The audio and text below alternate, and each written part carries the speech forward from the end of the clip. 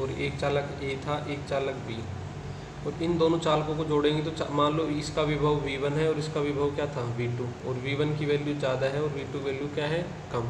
तो आवेश कहाँ जाएंगे, चालक ए से चालक बी की तरफ। तो आवेशों का जब स्थानांतरण होगा तो उसमें क्या होगी, कुछ ऊर्जा की हानि होगी। वो ऊर्जा हानि अपने को देखनी है कितनी होगी ऊर्जा की हानि। तो यहाँ होगा अपने पास यहाँ से ऊर्जा हानि, तो इसमें आ जाएगा अपने पास यहाँ से आवेशों के पुनर्वितरण में आवेश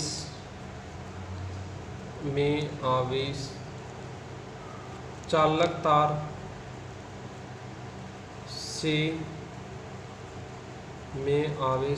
तार से प्रवाहित होता है,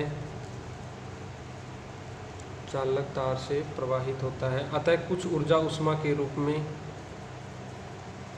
अतः कुछ ऊर्जा उष्मा के रूप में परिवर्तित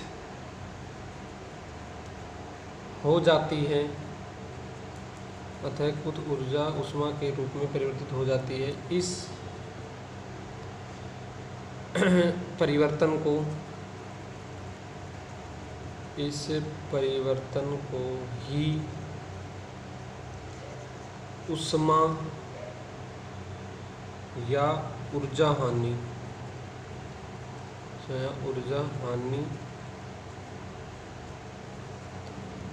कहते हैं। अब नेक्स्ट अपने पास है ऊर्जा में हानि किसके इक्वल होगी, ऊर्जा में हानि। तो ऊर्जा में हानि अपने पास क्या हो जाएगी, डेल यू से दिखाएंगे ऊर्जा हानि को। तो ऊर्जा हानि अपन कैसे निकालेंगे भाई, आवेशों का पुनर्वितरण होगा, आवेशों का स्थानांतरण होगा। तो मान लो पहले ऊर्जा इसके पास, पहले इन दोनों के पास जो कुल ऊर्जा थी वो थी अपने पास यहाँ से जोड़ने से पहले, जब दोनों अलग अलग थे, एक ए था और एक अपने पास क्या था ये बी। जब दोनों अलग अलग थे जोड़ने से पहले इनके पास ऊर्जा मान लो 100 थी, और जोड़ने के बाद इनके पास ऊर्जा क्या हो गई, कुछ कम हो गई, कितनी हो गई 80। तो जोड़ने से पहले में से ऊर्जा में से अगर जोड़ने से पहले जो ऊर्जा होगी उसमें से जोड़ने के बाद जो ऊर्जा होगी उसको क्या कर देंगे, माइनस कर देंगे। तो अपन क्या लेंगे यहाँ से, जोड़ने से पहले ऊर्जा माइनस में हो जाएगा अपने पास जोड़ने के बाद ऊर्जा, जोड़ने से पहले ऊर्जा माइनस जोड़ने के बाद ऊर्जा। तो del U is equal to क्या हो जाएगा, जोड़ने से पहले ऊर्जा मान लो यू है और जोड़ने के बाद ऊर्जा क्या हो गई यू डैश। अब देखना जोड़ने से पहले ऊर्जा कितनी होगी अपने पास यहाँ से, उसकी वैल्यू क्या होती है अपने पास यहाँ से। ऊर्जा का फॉर्मूला अपन ने मान लो पहले के लिए देखे थे, पहले का धारिता C1 जोड़ने से पहले, और इसके विभव V1 है, और इसका धारिता C2 है, और इसका विभव कितना है V2। जोड़ने से पहले की कंडीशन है, इसकी धारिता C1 वो ऊपर निकल भी लिया तो उसमें देख लेना, जो धारिता C1 विभव V1, धारिता इसकी C2 इसका विभव V2। तो धारिता का फॉर्मूला अपन क्या लिख सकते हैं, 1/2 पहले के लिए जोड़ने से पहले C1 V1 square plus 1/2 C2 V2 square अपने पास यहाँ से। ये तो हो जाएगी जोड़ने से पहले, माइनस फिर होगी जोड़ने के बाद 1/2, और जोड़ने के बाद विभव इसका भी V हो जाता है और दोनों का विभव क्या हो जाएगा समान। जोड़ने के बाद धारिता इसकी C1 और इसकी धारिता C2, जोड़ने के बाद जो दोनों का विभव होगा वो अपने पास क्या हो जाएगा यहाँ से समान हो जाएगा। जोड़ने के बाद इसका विभव भी V और इसका C1 और C2, ये अपन ने कल सारा ले लिया था, ठीक है। तो 1/2 C1 प्लस में C2 और V स्क्वायर दोनों में से अपन ने क्या ले लिया यहाँ से कॉमन। तो यहाँ से अपने पास कितना आ जाएगा, ऊर्जा हानि की डेल यू की वैल्यू अपने पास यहाँ से। अब इसमें देखना अपने उभयनिष्ठ विभव अपन ने कल वैल्यू निकाली थी, उभयनिष्ठ विभव की याद हो, वो उभयनिष्ठ विभव की वैल्यू यहाँ पर इस ये V क्या है उभयनिष्ठ विभव है, तो यहाँ पर पुट करेंगे, और वो वैल्यू क्या थी वो अभी अपन पुट कर लेंगे इनटू में V की जगह अपने पास यहाँ से, और वो थे अपने पास यहाँ से C1 V1 प्लस में C2 V2 का होल स्क्वायर अपोन में, नीचे था C1 प्लस C2 और इसका क्या हो जाएगा होल स्क्वायर, और वो जो उभयनिष्ठ विभव V था उसका मान मैं लिख देता हूँ यहाँ से, ये था C1 V1 प्लस में C2 V2 अपोन में C1 प्लस C2, ठीक है। ये उभयनिष्ठ विभव V था, इस v की जगह अपन ने ये वैल्यू पुट कर ली अपने पास यहाँ से। अब देखना C1 प्लस C2 का होल स्क्वायर नीचे, ऊपर C1 प्लस C2, ए स्क्वायर से ये एक वैल्यू क्या हो जाएगी, कैंसिल।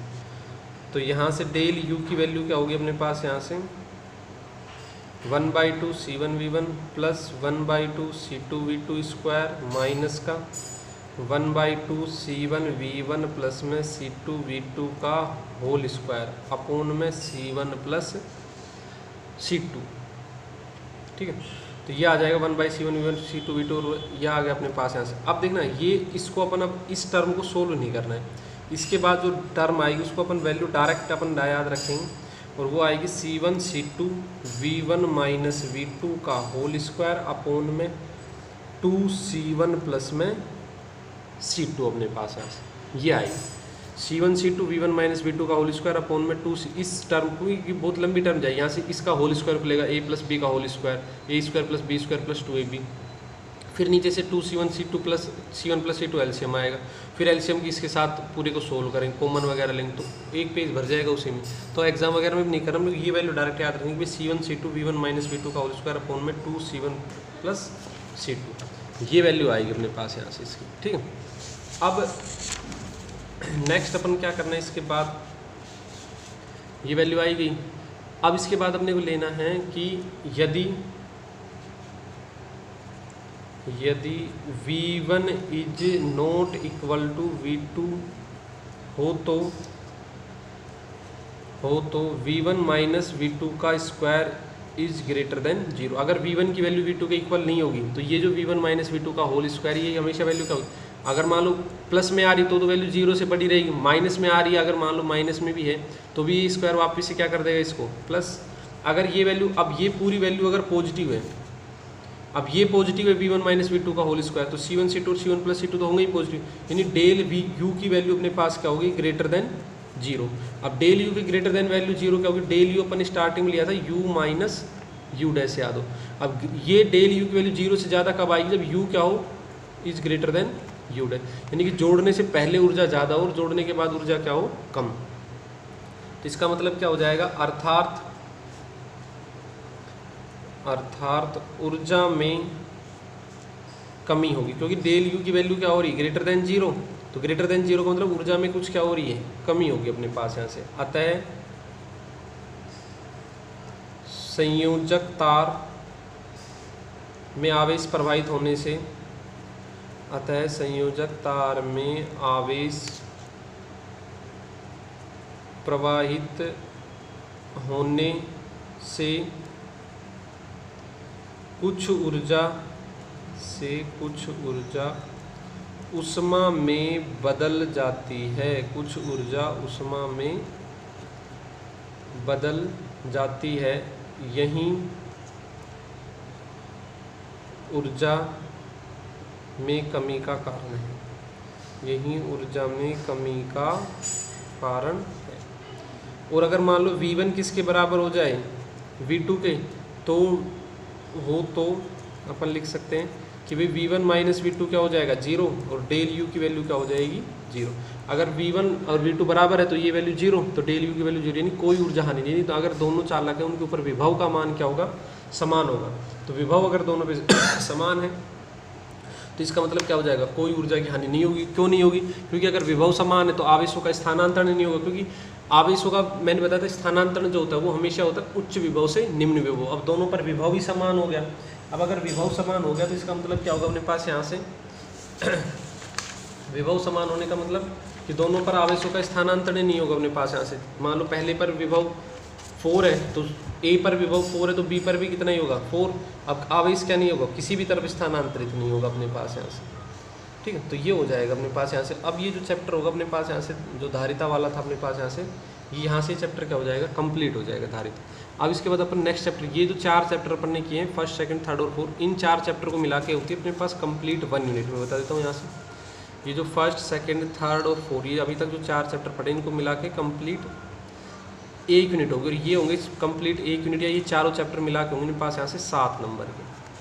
ये जो कंप्लीट 4 चैप्टर है, या इन 4 चैप्टर से जो 1 यूनिट बन रही है वो आएंगे मेरे पास यहाँ से 7 नंबर की मेरे पास यहाँ से। ठीक है, तो 7 नंबर की इसमें से इस तरह से आती हैं एक क्वेश्चन तो इसमें से आएगा 3 नंबर का, एक क्वेश्चन आएगा 2 नंबर का, और एक क्वेश्चन 2 क्वेश्चन आएंगे 1-1 नंबर के। तो 2 3 और 2 5 और 2 7 2 क्वेश्चन इनमें से 1-1 नंबर के, एक क्वेश्चन 2 नंबर का और एक क्वेश्चन आएगा बड़ा 3 नंबर का अपने पास यहाँ से। ठीक है, तो इस तरह से ही मार्क का डिवाइडेशन। अब जो नेक्स्ट चैप्टर अपन स्टार्ट करेंगे वो नेक्स्ट यूनिट होगी।